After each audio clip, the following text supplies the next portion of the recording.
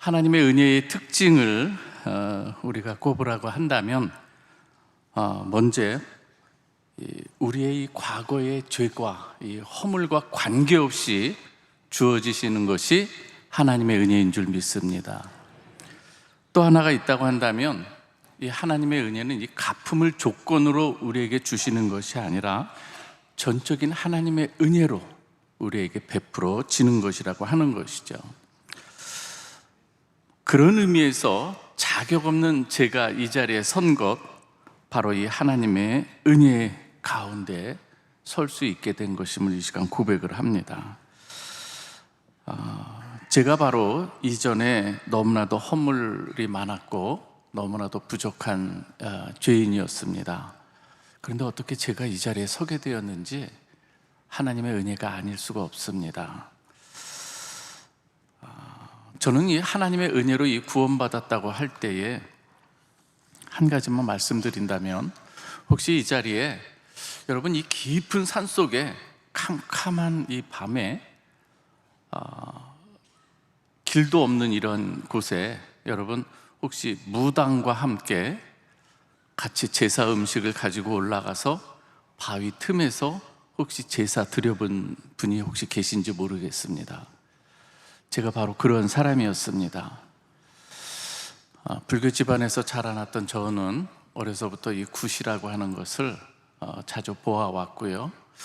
그런데 제가 고3 때 몸이 아프고 휴학하면서 저희 어머니가 저를 마치 반강제적으로 무당에게 돈을 주고, 그리고 이 제사 음식을 준비해서 관악산 중턱, 지금도 어떻게 올라가는지 잘 모르겠습니다. 그곳에 가서 거기서 굿을 했죠. 징 소리가 울려지는 가운데 저는 거기에서 속으로 기도했습니다. 왜요? 그때 저는 예수 그리스도를 만난 지 얼마 안 된 그런 상태였습니다. 속으로 하나님 앞에 기도합니다. 주님, 이것은 아니지요. 제 마음 아시지요? 그러면서 이렇게 기도하는데 무당이 저한테 요구하는 것이 있었어요. 광목 흰천을 쭉 양쪽에서 붙들게 하고 저로 그 광목을 쫙 찍고 나가라는 거예요. 그러면 제 인생이 열린다는 거예요. 찍고 나가면서 주님, 이것은 아닌 거 주님 아시지요? 제가 여러분들에게 분명히 말씀드립니다. 광목을 찢어서 우리의 인생이 열리는 것이 아니라 길이요 진리요 생명 되신 예수 그리스도로 우리의 인생이 열리는 줄 믿으시기 바랍니다. 그러한 가운데 저는 이 고3 때의 이 기억은 마치 중세 암흑기와가 됐고요, 힘들었었습니다. 어떻게 고3을 지냈는지 모르겠어요. 그러면서도 한편으로는 예수를 만나게 되었고요, 그러한 가운데 유학을 결심하게 됩니다. 그래서 대학 생활이 초반에는 염세주의적인 생활을 했어요. 그런데 그 가운데 예수를 만나면서 제 마음이 열려지고 하나님에 대한 이 감사, 그러면서 유학을 결정하게 됐습니다. 제가 오늘 말씀드리고자 하는 것은 제 인생에 있어서 크게 두 가지 전환점의 이 포인트, 전환점을 주신 분 두 분을 꼽는다고 한다면, 한 분은 이 유학 시절 독일에서 알빈의 후볼트라고 하는 이 할머니가 계셨어요. 처음 저를 보는 그날 강령 목회자의 분위기가 나타난다는 거예요. 한국에서도 들어보지 못한 소리를 처음 보는 이 독일 할머니한테서 들었어요. 신학에 대한 얘기를 들었어요. 저는 웃으면서 그냥 넘겼는데, 결론적으로 말씀드린다면 제가 어떤 한인 집회에서 어떤 강사님이 초청을 합니다. 여러분, 하나님의 뜻대로 살기를 원하시는 분은 일어나서 기도하십시오. 여러분 어떻게 하시겠습니까? 당연히 일어나야 되는 거 아닙니까? 근데 저는 일어나서 순수한 마음으로 기도했는데 저하고 다른 한 사람 빼고 다 안 일어서 있는 거예요. 주저앉아서 이렇게 다시금 이렇게 기도를 한 적이 있는데, 그 이후로부터 제 마음 가운데 뭔가 자꾸 신학에 대한 생각이 들어왔어요. 결국 저는 91년도에 가서 93년도 6월 달에 다시금 귀국을 결심하고 장신대에 입학을 하게 됩니다. 그래도 너무나도 감사한 게 93년도 6월 달에 들어왔는데 그래도 94년도에 입학을 할 수가 있게 되었어요. 너무나도 참 은혜라는 생각이 듭니다.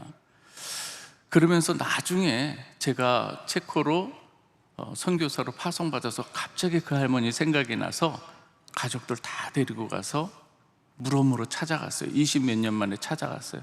그리고 그 할머니를 보니까 수술한 지 얼마 안 된 이후라서 누워 계셔가지고 90세 이상 되는 그 할머니 앞에 한국식으로 큰 절을 올려드렸어요. 할머니, 제가 이제 목사가 돼서 이제는 선교사가 돼서 옆나라로 왔습니다. 그랬더니 너무 좋아하시는 거예요. 누워 계시던 그 할머니가 이튿날 일어나서 배웅을 해주고, 할머니, 제가 겨울이 오기 전에 다시금 찾아뵙겠습니다. 그런데 11월 달에 하나님의 부르심을 받았어요. 그분이 저에게 있어서 굉장히 큰 영향을 주셨던 분입니다. 항상 말씀하시는 것 중에 하나가 Das letzte Hemd keine Tasche라고 하는 이 말을 하셨어요. 뭐냐면은 마지막 입는 옷, 수의라고 할 수가 있어요. 강령, 수의에는 호주머니가 없어, 이 말인 거예요. 그러면서 그 많은 사랑을 베풀어 주셨거든요.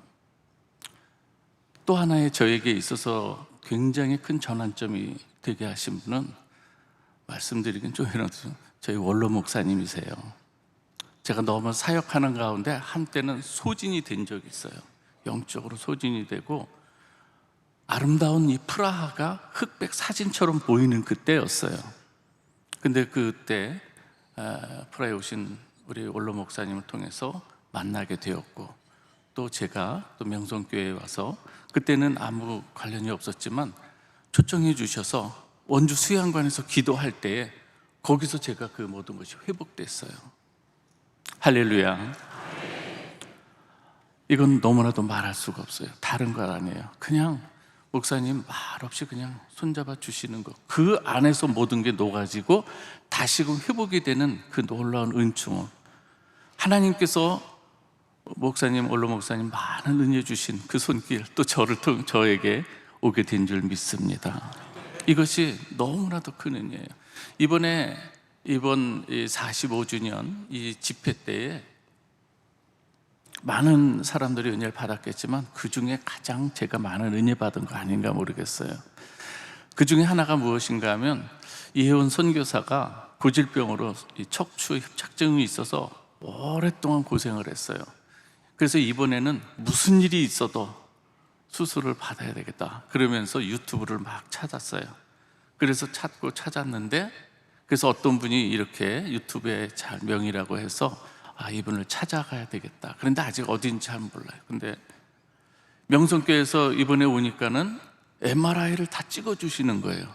머리에서부터. 그리고 또 다 체크를 해주시는 거예요. 그래서 MRI를 찍으러 가서 그 문을 열고 들어갔더니 거기 그분이 계시더라고요. 우리 교회 집사님이신 것 같은데, 우리 김병훈 집사님이신데, 그분이 거기 앉아 있어서 너무나도 놀라서 그렇게 얘기를 했습니다. 좀 기도하면서 하는데, 그래서 어제 수술을 잘 받았습니다. 그래서 늘 걸을 때마다 이 뒤꿈치에 감각이 없었는데 수술 받은 이후에 이제 그 감각들이 다 살아나서, 정말 원로 목사님과 담임 목사님, 그리고 해외 선교부, 그리고 이 자리에 계신 모든 성도님들이 또 한마음 되어서 이런 큰 잔치를 베풀어 주셨을 때에 이렇게 너무나도 큰 은혜를 받게 되었다는 것, 다시금 이 자리를 빌어서 여러분께 진심으로 감사를 드립니다. 사실 오늘 이 본문을 이렇게 잡은 것 중에 하나는, 이유 중에 하나는 무엇인가 하면, 이제는 모든 행사를 마치고 다시금 각기 사역지로 보내는 이 상황 아니겠습니까? 주님께서 제자를 파송하는 이 마음이 여기에 담겨져 있거든요. 오늘 말씀에 보면, 보라, 내가 너희를 보냄이 양을 이리 가운데로 보냄과 같도다. 그러므로 너희는 뱀같이 지혜롭고 비둘기같이 순결하라. 주님의 당부가 또 녹아져 있어요. 근데 저는 이 주님의 이 마음이, 제자들을 파송하는 이 마음이 또한 주님의 마음으로 가득 차 있는 우리 원로 목사님과 담임 목사님, 그대로 이 선교지로 파송하는 이 선교사들을 보면서 뒤에 남아있는 우리 성도님들을 비롯해서 그 마음 그대로 똑같이 녹아져 있다고 저는 믿습니다. 그래서 오늘 이 말씀을 우리가 좀 살펴볼 텐데요, 마태복음에서 이 양이라고 하는 것은 이스라엘을 중심으로 한 이 제자들, 이 교회 공동체를 가리키고, 반면에 일이라고 하는 것은 이 양들을 이 대적하는 이 세력들 아니겠습니까? 교회를 대적하는 세력들이에요. 오늘 그러할 때 제자들을 세상에 파송하시는 이 주님의 이 마음, 마치 양을 이리 가운데로 보낸 것 같다고 하는데, 여러분 한번 생각해 보시기 바랍니다. 자, 양을 이리 가운데 보내면 어떤 일이 벌어질까요? 서로 사이좋게 지낸다? 예, 당연히 잡혀 먹히게 마련인 거예요. 그런데 왜 굳이 제자들을 파송하시면서 양을 이리 가운데로 보낸 것 같도다 말씀하시는가 하면은, 주님께서는요, 무엇보다도 누구보다도 주님 자신이 이 세상에 하나님으로부터 한 마리의 양으로 보냄을 받으셨기 때문에, 그리고 이 세상 가운데서 어떠한 일을 겪게 될 것인가를 너무나도 잘 아셨기 때문에 오늘 제자들을 파송하시면서 내가 너희를 보냄이 양을 이리 가운데 보냄과 같도다 말씀하시는 줄 믿습니다. 오늘 우리가 17절 이하의 내용만 보더라도 세상에 보내어진 이 제자들이 이리들에 의해서 어떤 일을 겪게 될 것인가가 17절에서 18절에 잘 나오는데요, 사람들을 삼가라, 그들이 너희를 공회에 넘겨주겠고 그들의 회당에서 채찍질하리라, 너희가 나로 말미암아 총독들과 임금들 앞에 끌려가리라, 이는 그들의 이방인들에게 증거가 되게 하려 하십니다. 보내어진 이 제자들이 이와 같은 이 세력들에서 물려 찢기고 죽게 되는 이 상황인 것이죠. 이왕이면 좀 파워 있는 그걸로 가서 그들을 물리치라고 하면 더 좋을 텐데, 오히려 양을 이리 가운데 보낸 것 같다는 것은 너희가 그러한 상황 가운데서도 하나님께서 주신 귀한 그 말씀 붙들고 거기에서 주의 뜻을 이루기 위해서 너희가 죽어가는 것, 이것이 바로 하나님의 일이라고 말씀하시는 줄 믿습니다. 오늘 여기에는 그러나 하나님의 기쁜 구원의 진리가 담겨져 있죠. 십자가의 진리가 담겨져 있는데요, 우리 주님께서는 이 죄인들을 구원하는 이 주님의 이 방법은 이 세상의 어떠한 이 권력이나 이 칼이나 명예나 어떤 다른 능력이 아니라 오직 예수 그리스도의 십자가이기 때문에 그렇습니다. 우리와 같은 죄인들을 구원하시는 주님의 방법은 그래서 오직 흠없고 점없는 어린 양 같은 그리스도의 보배로운 피로 되는 것을 여러분 분명히 믿으시길 바랍니다. 하나님 아버지께서는 그래서 택하신 백성들을 구원하기 위해서 자신을 유월절 어린 양으로 십자가에 내어주신 것을 아시고 그 하나님 아버지의 뜻대로 순간순간마다 기도하시면서 순종해 나가신 것이죠. 그래서 주의 길을 예비하는 세례 요한도 그 주님을 향해서 세상 죄를 지고 가는 하나님의 어린 양이로다, 이렇게 말씀하는 걸 볼 수가 있습니다. 제자들을 파송하시는 이 주님의 마음은 제자들이 어떠한 삶을 살게 될 것임을 너무나도 잘 아시기에 내가 너희를 보냄이 양을 이리 가운데 보낸 것 같도다. 오늘 원로 목사님이나 담임 목사님께서 우리 선교사들을 파송하시면서 이러한 마음이실 텐데, 왜 그런가 하면 또 여러 어려움을 다 겪고 보셨기 때문에 어떠한 삶을 겪게 될 것인가를 아시기에 또 이런 마음으로 기도해 주실 줄 믿습니다. 군대 다녀오신 우리 아버님들이 계실 텐데, 아들을 논산훈련소에 이렇게 들여보내면서 갖게 되는 그 마음이 또 이렇지 않을까요? 알기 때문에 또 아들이 그 군대에 들어가서 겪게 될 일을 생각하면서 애절하지만 그러나 잘 견뎌라. 그리고 승리하라. 이 말씀 아니겠습니까? 이렇듯 제자들을 세상에 보내시는 이 주님의 마음은 애틋한 동질감을 가시면서도 제자들이 세상에 나가서 끝까지 주어진 사명을 잘 감당하기를 바라는 마음인 것이죠.